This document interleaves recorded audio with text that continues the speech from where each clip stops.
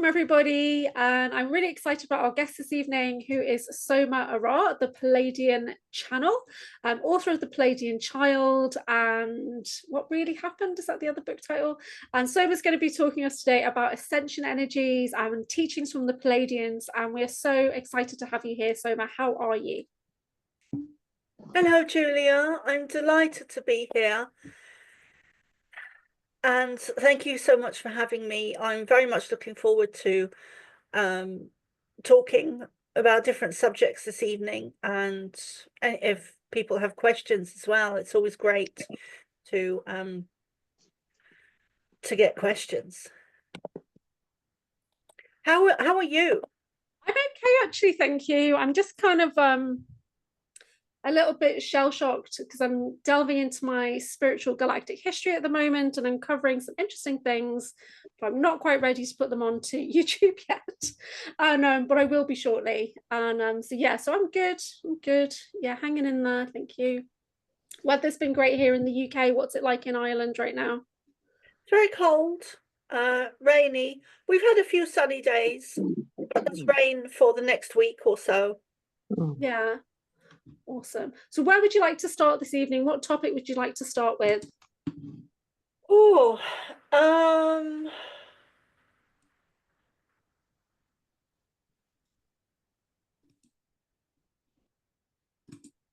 We've got a big list there. I do have a long list, yeah. I think maybe let me just pick one at random. Tunnels, maybe. Yeah, I've been getting a lot of visions lately of tunnels, which are probably deep underground military base tunnels. And they've just been coming in quite flashes, like I've been observing the tunnels, but it's kind of something. And I know another one in the group has also been getting tunnel images coming in. Tell us more about what these tunnels are, and where they are, basically. Okay, so these tunnels, I've actually been seeing them since I was a child. The Pleiadians have been, because I connected in with the Pleiadians as a child and began to channel them, although I didn't know who they were at the time when I was a child. When I began to channel them, I just thought of them as my guides and spirit, and I didn't recognize that they were star nations or positive ET beings, the Pleiadians. So, but the tunnels I've been seeing since I was a child. Tunnels that stretch from the west coast, in particular, of Ireland. There's a long tunnel that goes from the west coast of Ireland, I believe it's Mayo somewhere, over to America, and you can walk this tunnel. That's one of the ones that I was shown as a child. You can walk it unrestricted. It's just a long tunnel, and it's lit up. There's lights in it still, and I believe it's still in use. But so over the years, I've been shown a lot of, I've been given a lot of downloads and transmissions about different things, but especially the tunnels. And I was shown in, what year was it? 2009 or 2010, and also as a child, I was again shown beneath Egypt and a tunnel system that is vast beneath Egypt. And I was also shown as a child that a lot of all of the sacred places on earth, like Stonehenge and the pyramids and other sacred sites that are ancient, also always have underground areas beneath them. So I over the years, I've been shown that there are different tunnels under the earth, used for different things. There's also caves, caverns, areas, spaces, cities. Some are derelicts now. There's a huge one in Turkey that's a little bit known about. But there are huge areas under the earth used for different things, different purposes, different kind of cavities and caves and tunnels. And I'd always been shown the tunnels since I was a child. It was only in 2019, 2020, when I was shown, and it was becoming very public, and I was shown that some of the tunnels that I've been seeing since I was a child have very dark uses. I hadn't realized that, and I was quite shocked when I was told the information. I was really shocked that some of those tunnels that I've been seeing for so long have been used and are in use, perhaps still, for oh, I don't even like saying it, but in use for child trafficking and human trafficking and other reasons as well. So there's a reason that we see the tunnels. But I wish that they had shown, well, perhaps I wasn't ready as a child to see that, no doubt. But I wish they had shown me before 2019. So some of the other areas, like the cities and the beneath Egypt, some of them are used for very positive purposes. When there were galactic wars in a very physical way above our Earth that we were able to see clearly, we did see them.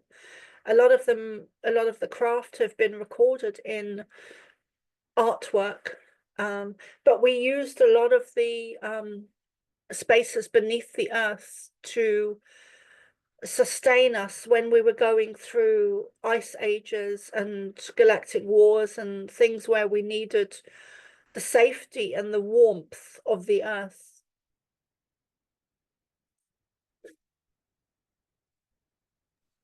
Yeah, that's amazing. So I know we definitely have tunnels in the UK, but they're all over the world, aren't they? They're everywhere. Yeah, Yeah. there's no place that there's no tunnels. The tunnels are vast. There are vast cities beneath our feet. Caves, caverns. Egypt was a vast underground areas that stretches out for miles, and that's been proven now by Sarah Parcak, Parcak, I think it is, who was I believe an archaeologist or a scientist or someone official like that in Egypt, and she was doing research and work, and she used satellites to map these underground areas, so they are known about. What do you think about, because there's a ley line that goes from Ireland to Egypt? Do you think there is like are the Irish and Egyptians the same people? Is that a deep connection? I think there's a deep connection. I think I think Egyptians, I think when they left, a lot of them spread out. I think some of them came to Ireland. Um, I think there was a very close connection to Egypt, Ireland, and Egypt and Native Americans.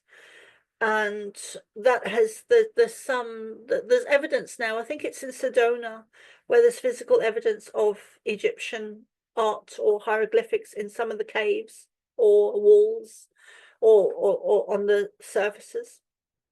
So yes, I think Ireland was part of Atlantis, and I think it's a very sacred land. I think that the negative agendas that be have targeted sacred people because they are sacred and because of their knowledge. So not just the Irish, but also the Native American, the Maori, the Aborigines, the Africans, the Indians, the Tibetans were persecuted by the Chinese. So yeah, there's lots of sacred people that have been targeted. I'm thinking about the tunnel systems as well. I've heard something about that there's maglev like trains running underground, especially in America, especially through California, is what I've heard. Have you heard anything about that? I've seen some videos, and it doesn't surprise me that that is in existence. Why it doesn't surprise me that technology that we're not being shown, that is in existence, and we're able to do that and travel vast distances. I'm not surprised at all. Yeah, that's fascinating. So, So what would you like to discuss next? Okay, well, I was just wondering there before we move on, Hmm. um, does anyone have any questions about the tunnels or caves or caverns or beneath Egypt or I'm just wondering who built them. Might be a bit of a stupid question, but are some older than others, or like the history of the tunnels, or is that a bit? yeah, I would say some of them are. I mean, there's many different areas. It's not just the tunnels, it's caves and caverns, but they're used for different purposes. And I would say that the tunnels are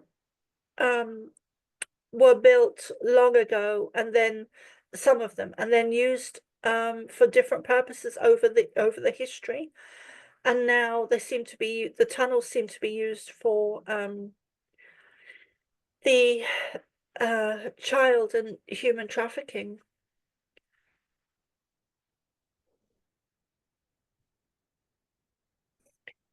So we have another question, which is asking about where are the entrances supposed to be to the tunnels, and has anyone actually been down them that you know? Well, thankfully, no one that I know has been down the tunnels. The entrances, I don't know. I know there's one very, very long tunnel that stretches from Mayo in Ireland to America. I don't know if it's Florida or I'm not sure.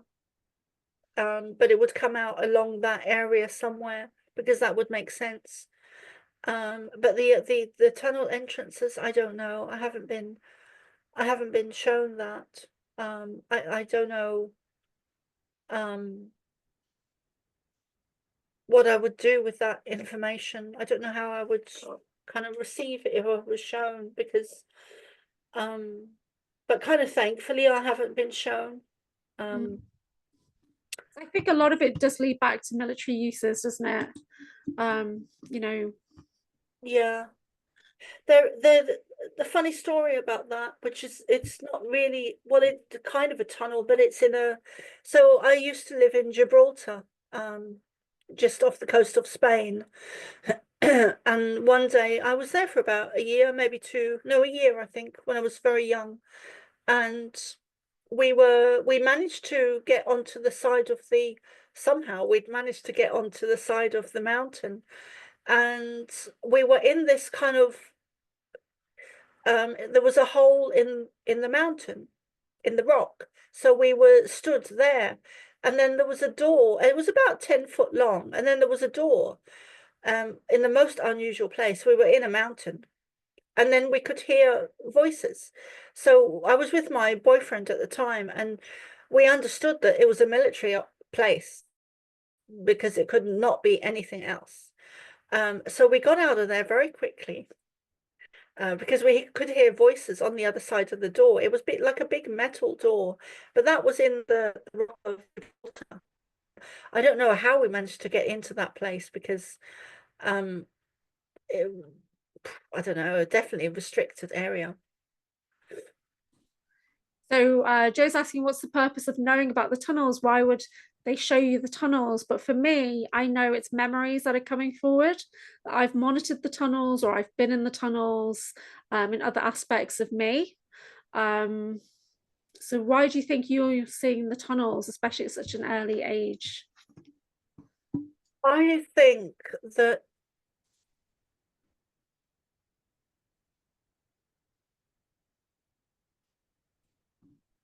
well, I'm being a channel for the Pleiadians. They often share information that is important, and sometimes it can be a bit about different things. Sometimes it's predictions of weather, or most recently it was a prediction of a landing in Florida.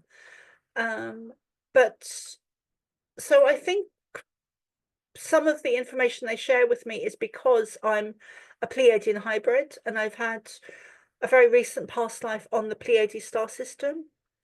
I don't think I'm special or unique. I think I am here for ascension, like a lot of us, to bring forth important information and that would, the tunnels would come under that. So it's not just the tunnels that I've been privy to information, it's other things as well. But that's one of the things so I would say thank you, I would say they've shared the information. They're coming in now. So that's why I said thank you. So I would say that they've been sharing the information with me because I am they call me a Pleiadian ambassador, a Pleiadian channel for Ashtar and the Pleiadian collective. But I'm not alone in that I channel. I'm not alone in that I get information that is unknown, that is important, that needs to be released to the public. So yeah. Do you ever have knowledge of what you're doing in your dream state, working as an ambassador and emissary in the dream state? Because I know there's a lot of us that do that work. And when we're in dream state, we go on ships and we attend meetings and councils and things like that. So what do you remember, recall from that kind of thing? I remember I love that question, Julia. Thank you. I do have, as a child, I've always left my body and gone up and out. And so I have been on ship a lot, and I remember huge glass windows at the front, kind of in an oval shape, beautiful view, stunning. I remember a Pleiadian female being stood on my right.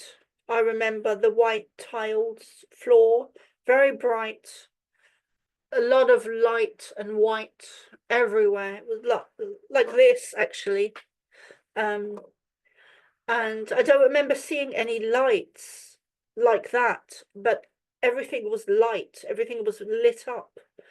I could see their clothing and the suit that she had on. And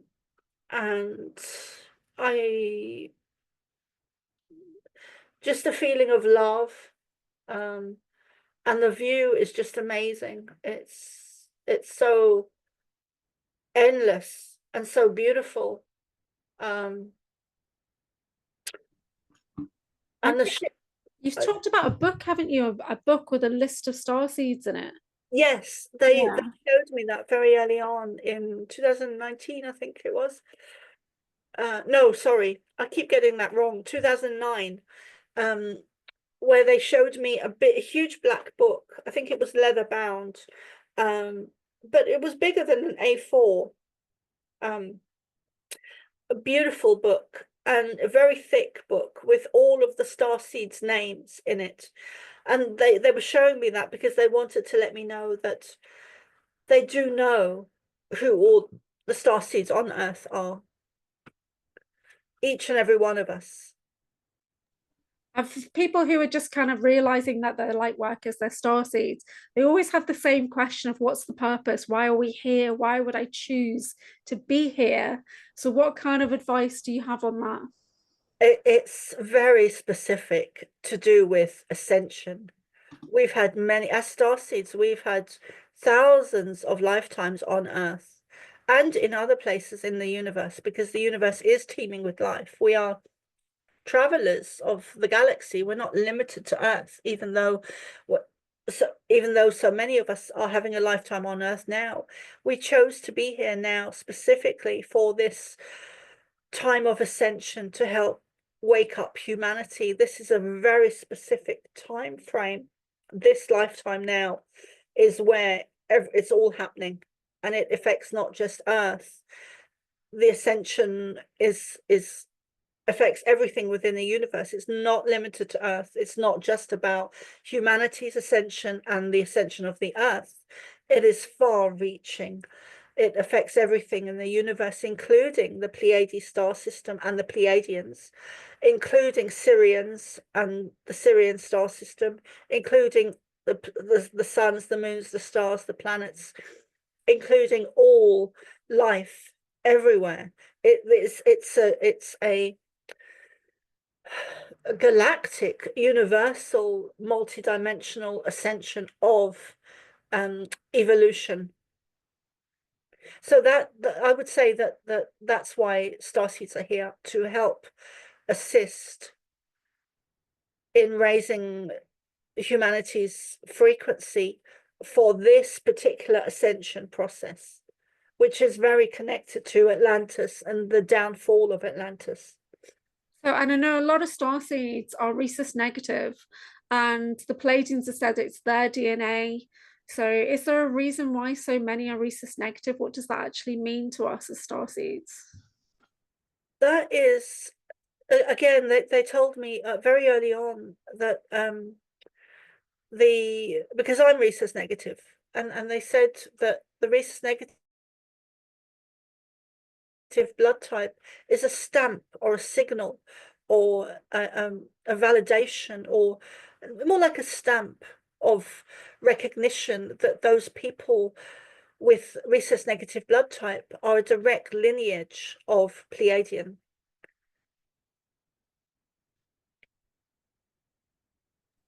That's amazing. I am rhesus negative as well. I'm actually O negative. So a question here: what's the most important thing, in your opinion, that the Pleiadians have shown you to share with the public? Oh,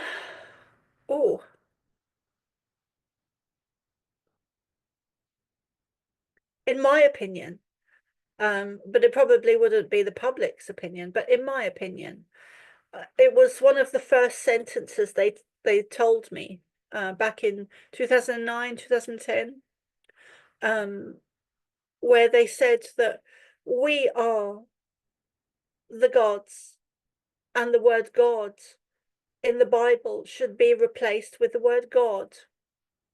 And then things would start to make much more sense. And then after they said that, I found that very profound. But they've said more important things than that. But in my opinion, to me, that's one of the most important they've said. And then after they said that we don't see ourselves as gods, but eventually humanity came to a space where they started to see us as gods. So they don't class themselves as gods, but they were described as being godlike or gods. So a lot of people describe source, or all that is, kind of mother, father, God energy, as we're fractals of this divine energy. So how do you explain that to somebody who's new into the spiritual community, that they are a divine being, that they are God, sovereign and free? Like, what words would you use to define that? I would say that I was shown an image once. I was living on Holy Island as a volunteer, and I was looking out at the sea, and I was shown, and this is there's been many other spiritual teachers over the years that have described in words a similar thing, but I was seeing it as an image. So I was looking out, or I was shown it as an image. And I believe it was my guides, many moons. So I was shown this image of the water, and he kind of lifted, when I was looking at it, the water was lifted up, and it was all the individual droplets that I was seeing, and they were all in circles. There were circles and groups of them. So there were, and then there was an individual drop, and then there was a group, and then a bigger group, and a bigger group, and it kept expanding until it was just an ocean. And this is not the water. They were showing me information about souls and how we are all connected and part of source. So they were showing me that the collective consciousness, or the source, is God and is the ocean itself. And we are the individual droplets that have become separated. Yeah, I love that. That makes sense. I struggled with that kind of concept for a long time, and it's only really in the last couple of years that I've kind of stepped into that sovereignty and realized the divinity of who I am, and that we're all the same, we're all connected. And that's why when we use that unity prayer, you know, when one is harmed, all are harmed. When one is helped, all are helped. I love that, that you do that on your Saturday groups. Yeah, so I love that. Tell us a little bit about the DNA, because most people know that there's 2 strands of DNA, but then light workers know there's 12 or 13 strands of DNA. So how did the DNA, in your opinion, get split, and how do we rebind it together? Yeah. Okay, thanks, Julia. So we were invaded. We were invaded by negative ET beings that invaded Atlantis and caused the downfall of, cause the downfall of Atlantis. One of the ways they did that was to change our DNA, to dumb it down. That was the only way they could ensure that we became slaves to them. So it was necessary for them to do that, to carry out their negative, corrupt plans that they came up with before they invaded us. They had thousands of years planning. They had planned thousands of years of how to control and keep us enslaved, which we're breaking free of now. So our DNA was changed by them. It was manipulated, dumbed down. Things were taken out. DNA strands were definitely taken out. We had much greater abilities at the time of Atlantis, where we lived, Julia, than we have now. So, and they've said that we're going back to a time of Atlantis, even beyond that. So we're kind of jumping back and remembering, and then we're moving forward.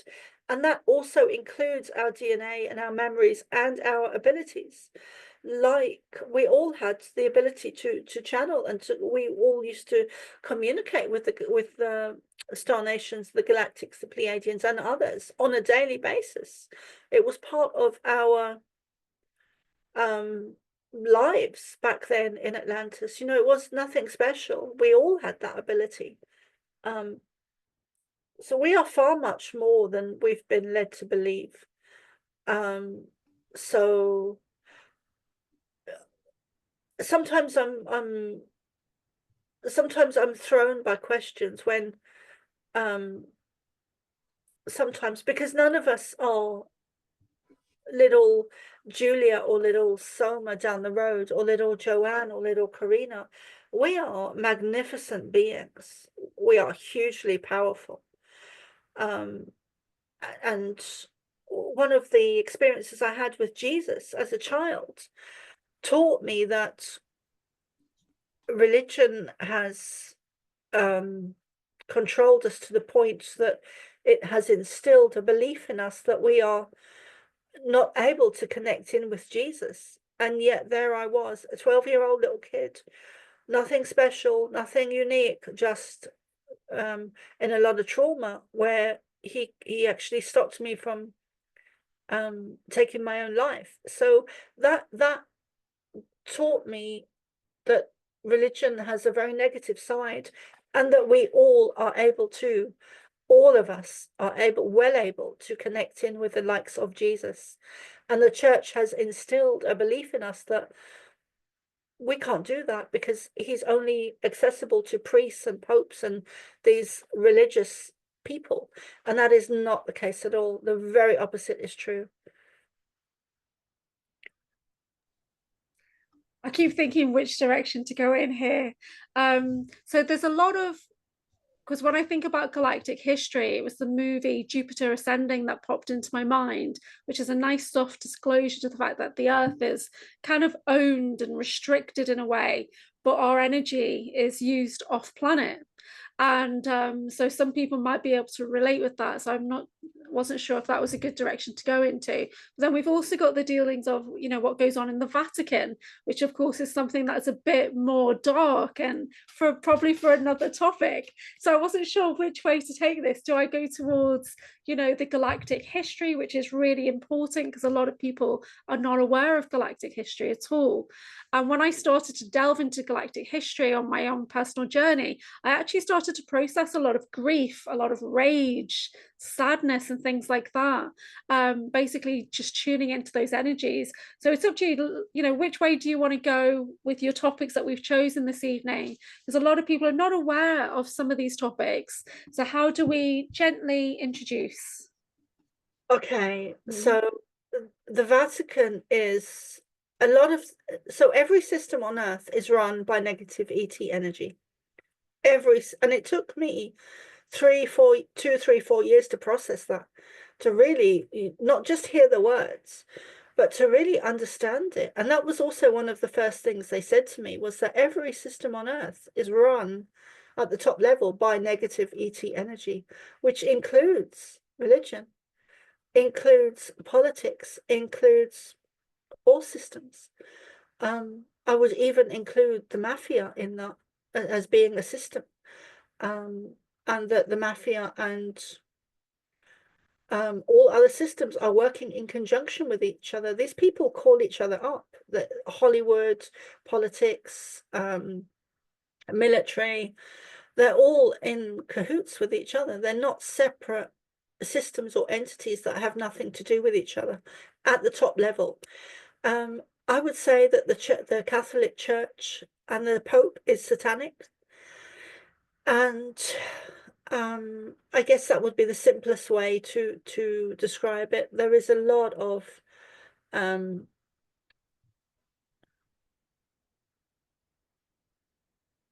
information and objects and structures and items and things that are beneath the Vatican that are kept secret. And the Vatican is also a country, which there's a reason for that. I don't fully understand why it's a country. But like London as well, isn't it? The actual city of London has become its own country. It's like it's its own sovereign state, and it's separate. And there's in America, I think Washington DC is the same. It's separate from the rest, isn't it? Because of the stuff that they're doing there as well. I did go to the Vatican once, and it was a very unpleasant experience. The energy in there. There's a lot of statues that are just heads or headless, and kind of symbolism in there. There's a lot of Baphomet as well. So we're getting into the money system, you know. So, but for people who are religious and they, you know, they love their religious lifestyle, it's going to be a bit of a shock to the system, isn't it? When the Pope opened those doors recently, what kind of effect did that have on the energy on the planet? I think that was a huge satanic ceremony that I wanted to stay well away from. I didn't want to hear anything about it. I didn't want to watch it. I didn't want to see anything. I kind of closed my ears to it and turned my head the other way with that, because we are antennas. We are electrical antennas. You know, we emit energy and we receive energy, and I didn't want to receive anything from anywhere to do with that. I wanted to stay well clear of it, so I didn't receive any other information about it, and I would have been very unhappy if they'd said anything to me about it. But I do believe that was a very satanic ritual that he was doing, and I see him as very satanic, all of them, and I'm sure there are vast tunnels beneath the Vatican. What do you think they have in these archives? I think it's history. I think it's knowledge. I think it's their history as being negative ET species, and which is satanic. I don't see any difference between those things, satanic and negative energy, negative ET energy. I think they've got a lot of secret history. I think it's a lot to do with money, and the black magic used on money, and how to control and manipulate people, and the plans that were laid out initially by the negative reptilians, and what happened to them. I think it's a lot to do with their history and where they come from. And yeah, I think it's a lot of their negative history and who people were in history, going back through the ages, in you know, the very evil people or negative, and also the galactic wars, because that is part of the bigger picture to do with the churches and religion. There's a reason why the church is so vastly wealthy. Tell us a little bit about the Galactic Wars. Are we kind of thinking about, is it the Electric Wars, was it, or Orion Wars? Where do you think to start with that kind of thing? I would say it goes back as far as Atlantis and even beyond that, because I've been shown that the negative ET energies that overthrew Atlantis, they came because their planet had, or their star system, I would call it a planet. Their planet was destroyed, to the point it wasn't livable anymore for them. So they left, and they were searching for a very long time for a place that they could call home. And they saw Earth from above, and they were up there for a number of years, a very long time, observing Earth, and they were drawing up a plan and of how to invade Earth and the people. So with the galactic wars, the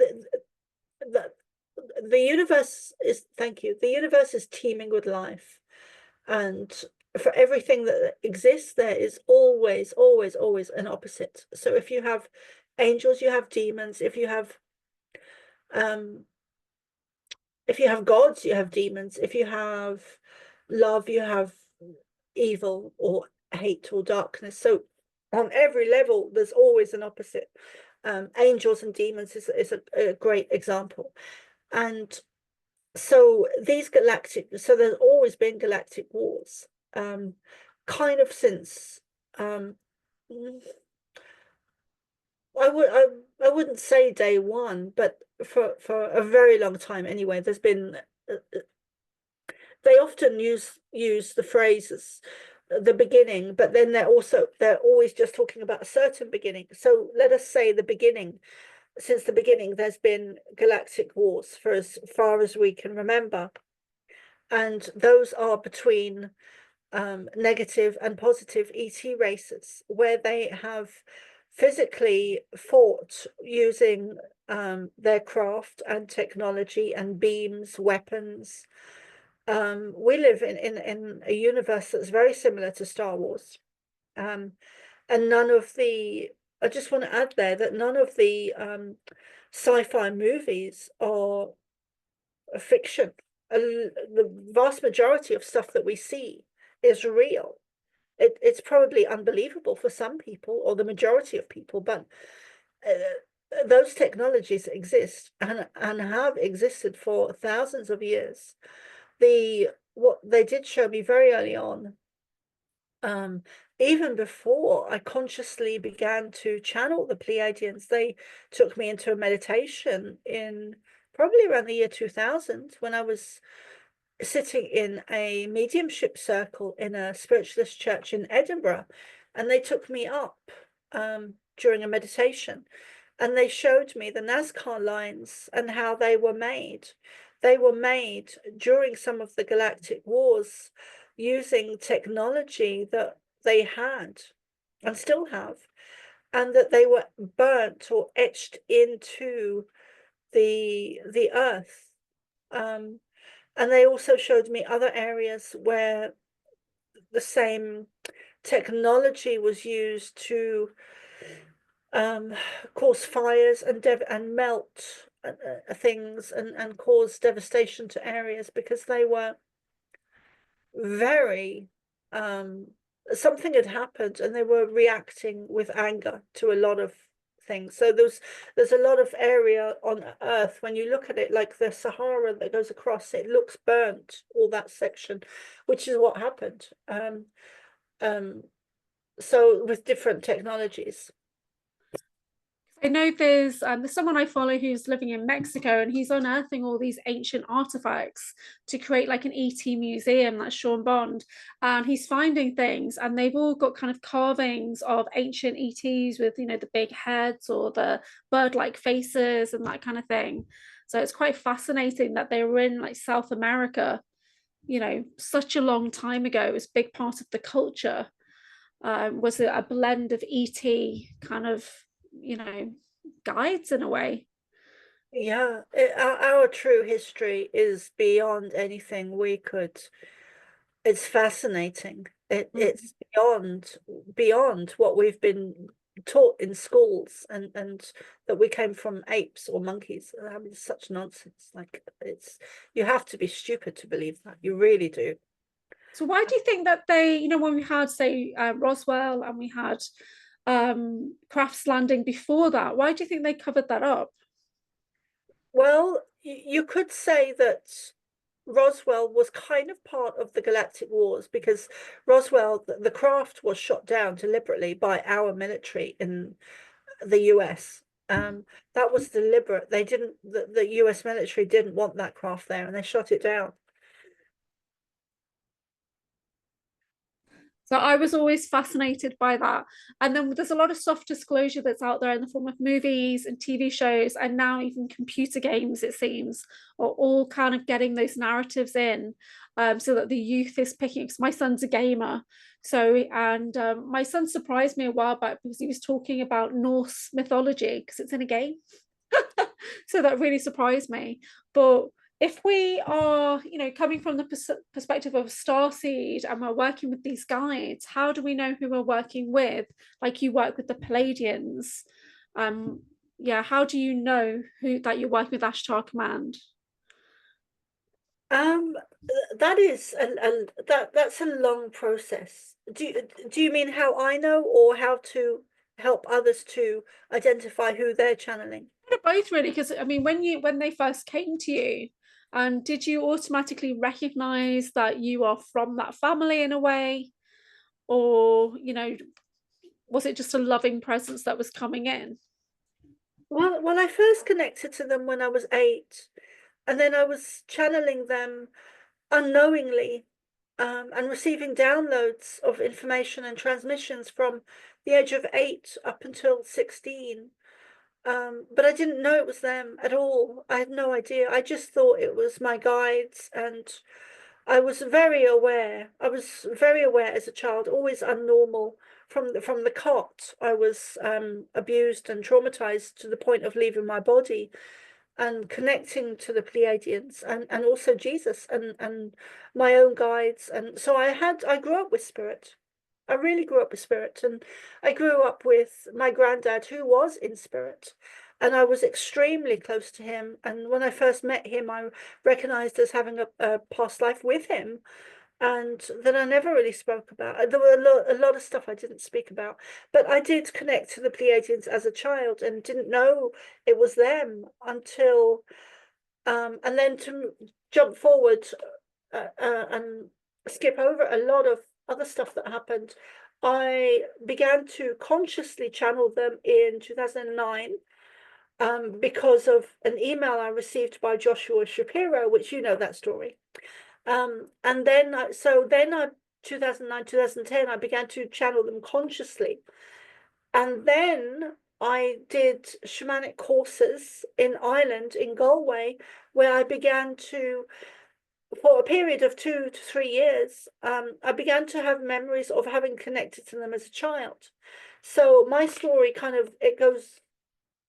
kind of flips at a certain period in time, because I'd blocked out all the memories and a lot of the childhood stuff, because it's associated with trauma that my mind wasn't ready to remember. Because that, when the mind blocks out trauma because it cannot handle it, it will defrag or dismantle or blow up or explode or implode if you try and force those memories or remember them.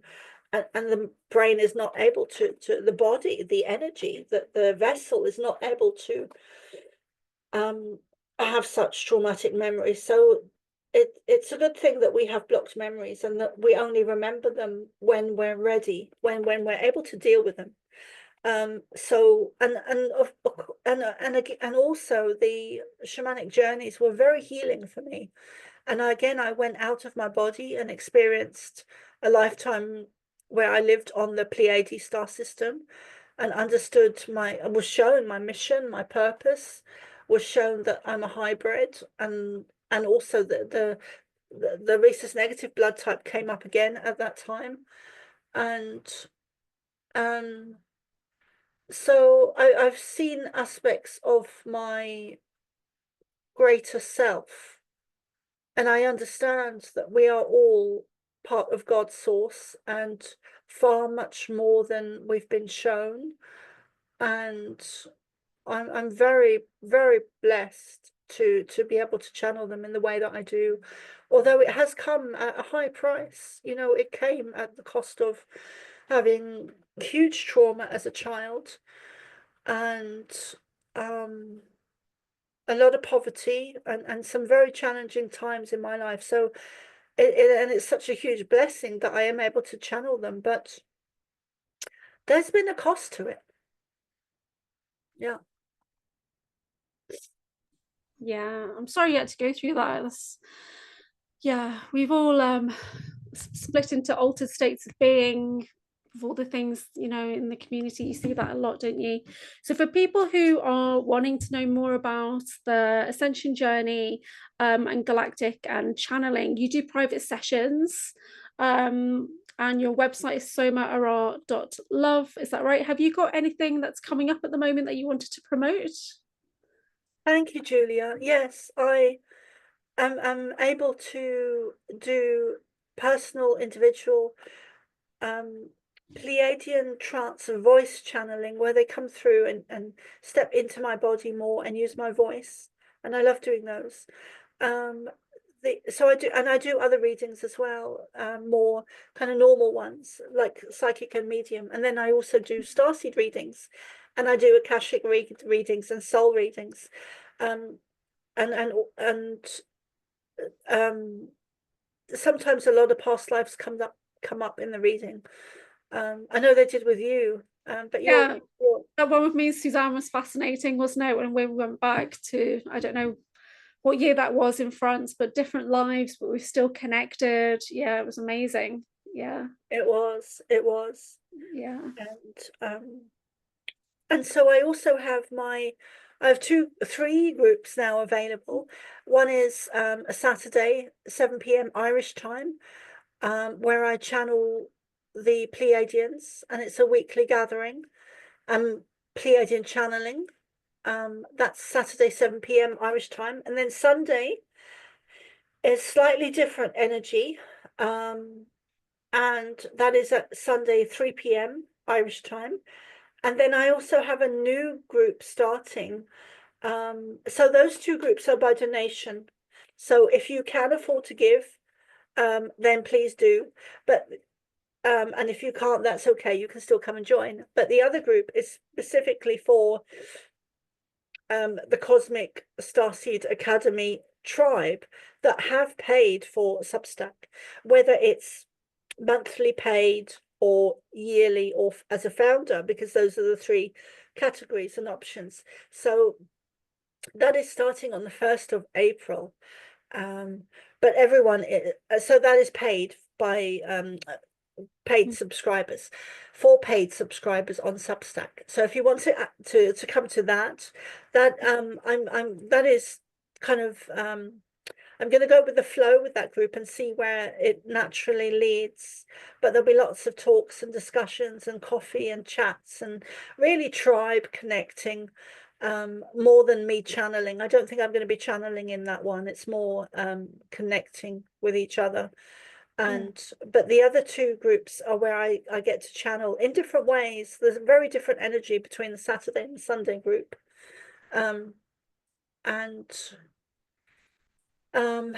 I also have Substack, which I'm promoting a lot at the moment because I was recently hacked on Facebook and couldn't get in at all.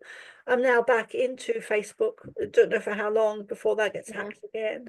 So you can come and subscribe to my Substack, which is Soma ARah, and most of my information is available on my website, which is somarah.love. Oh, thank you so much. I know some of the topics are a bit heavy this evening, and we don't normally go that deep, but it's nice to be able to bring these forward in such an approachable way. So thank you so much for doing that. I know it's quite hard for you. It's quite emotional. I can see it. You feel things so deeply. You're so empathic. And yeah, we really appreciate it. Thank you. Oh, It's been lovely to be here. Thank you so much. And I'm sorry I didn't get to answer more questions. No, it's been brilliant. Thank you.